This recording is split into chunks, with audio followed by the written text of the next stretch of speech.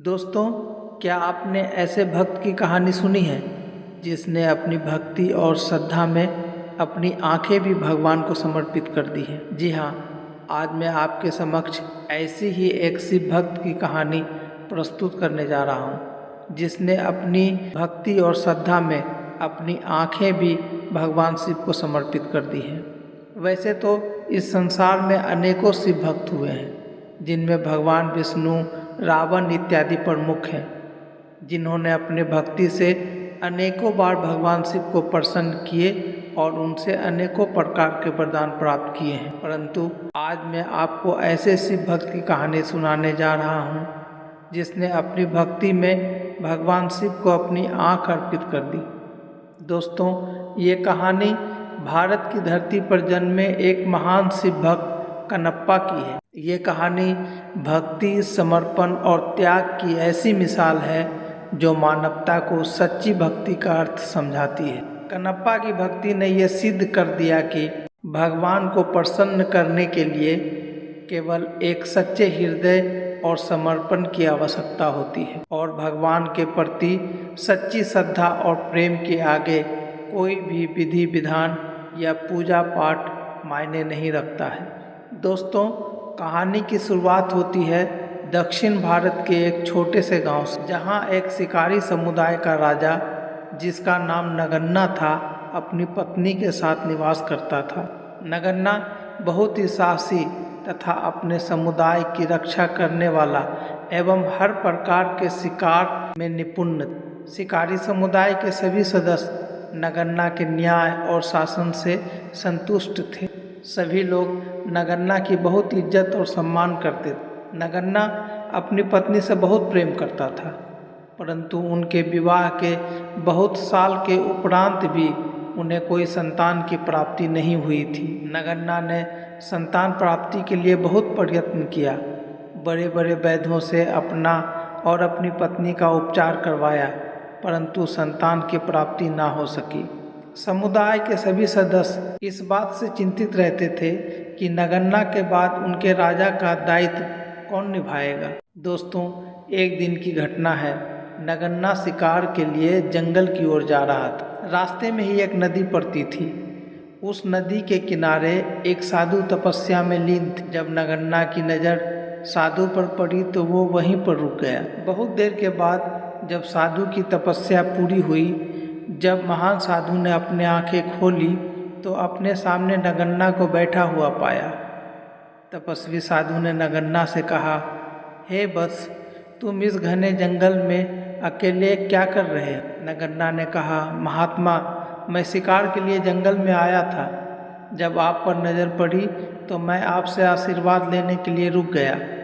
महात्मा ने कहा, बस, तुम्हारी क्या मनोकामना है? निसंकोच होकर कहो। नगन्ना ने कहा, महाराज, मैंने बहुत यत्न की है, बड़े बड़े वैद्यों से उपचार करवाया, बहुत जगह संतान प्राप्ति की कामना की, अथक प्रयास किया, लेकिन मुझे संतान प्राप्त ना हो सकी। हे महात्मा, मुझे संतान प्राप्त होने का आशीर्वाद दें, आपकी बड़ी कृपा होगी। महात्मा ने कहा, हे वत्स, क्या तुमने शिव की आराधना की है?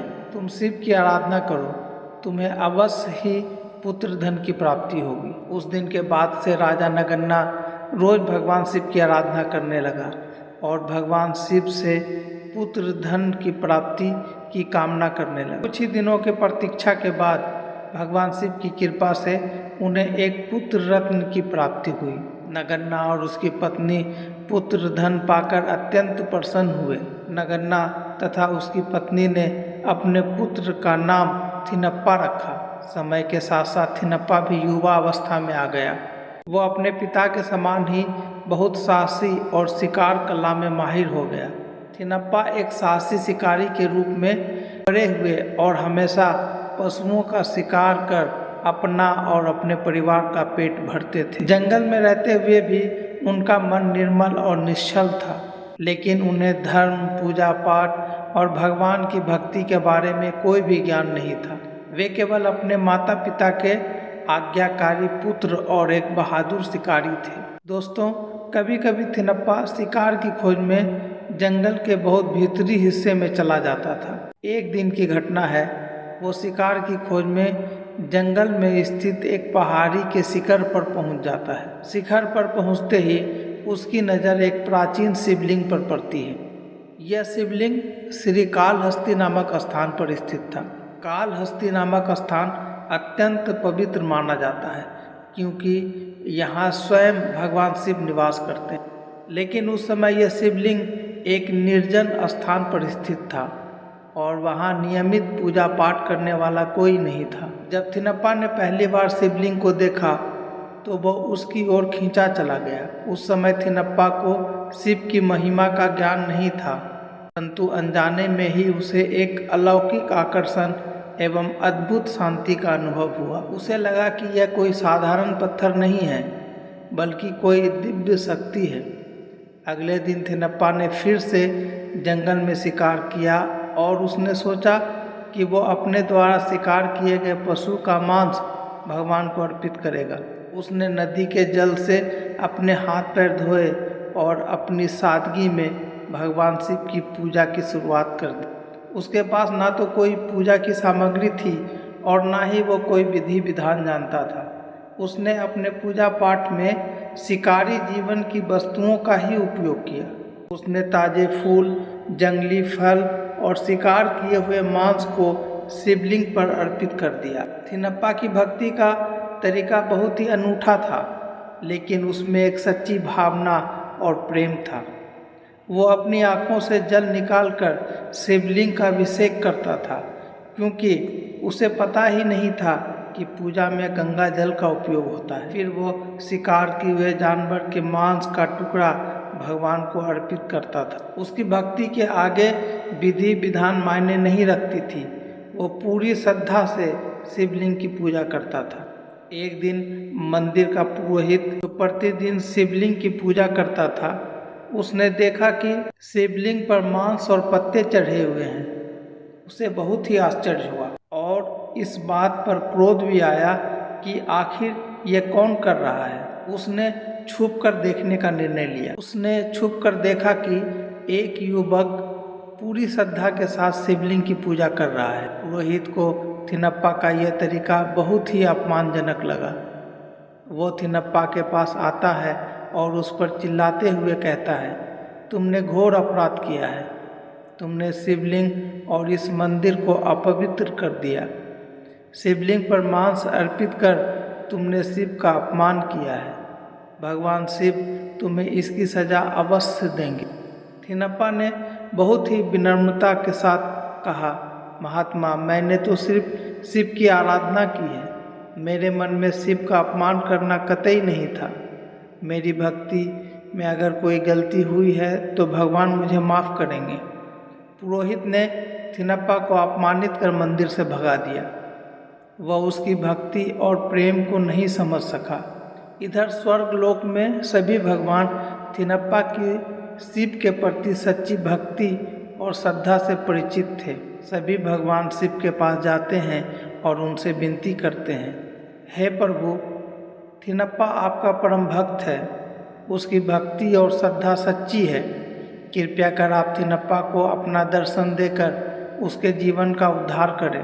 परंतु भगवान शिव ने थिनप्पा की सच्ची भक्ति से प्रसन्न होकर उसकी भक्ति की परीक्षा लेने का निर्णय लिया। दोस्तों, एक दिन की बात है, जब थिनप्पा पूजा कर रहा था तब शिवलिंग की एक आंख से रक्त बहने लगा। यह देखकर थिनप्पा परेशान हो गया। उसे लगा कि उसके आराध्य शिव को कष्ट हो रहा है।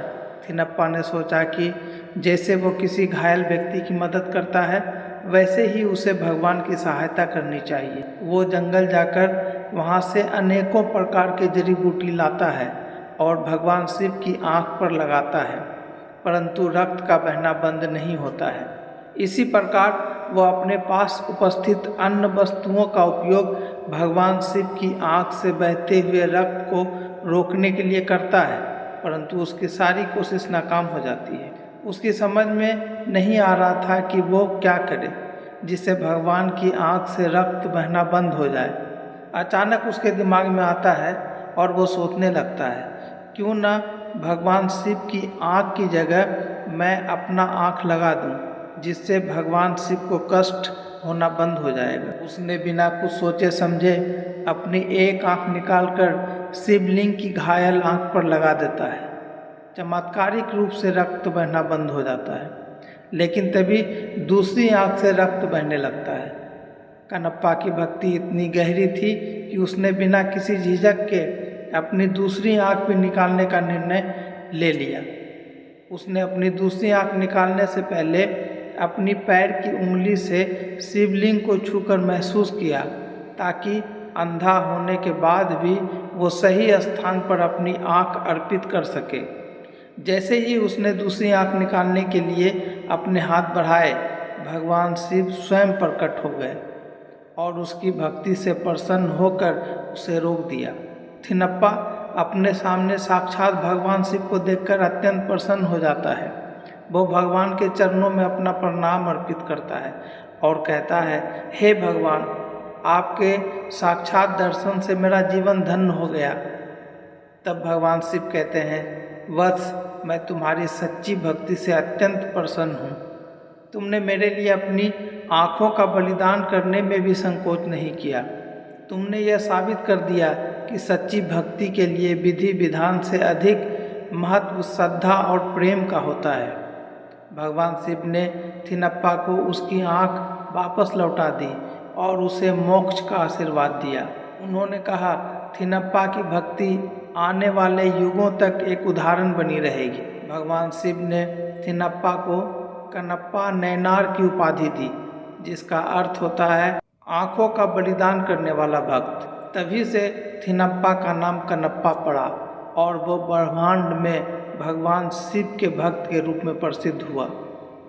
कनप्पा की यह कथा आज भी बताती है कि भगवान को केवल विधि विधान से प्रसन्न नहीं किया जा सकता है, बल्कि सच्ची प्रेम, सच्ची भक्ति से ही भगवान प्रसन्न हो। कनप्पा का जीवन इस बात का प्रमाण है कि भगवान के प्रति सच्ची समर्पण किसी भी औपचारिक पूजा से अधिक महत्वपूर्ण है।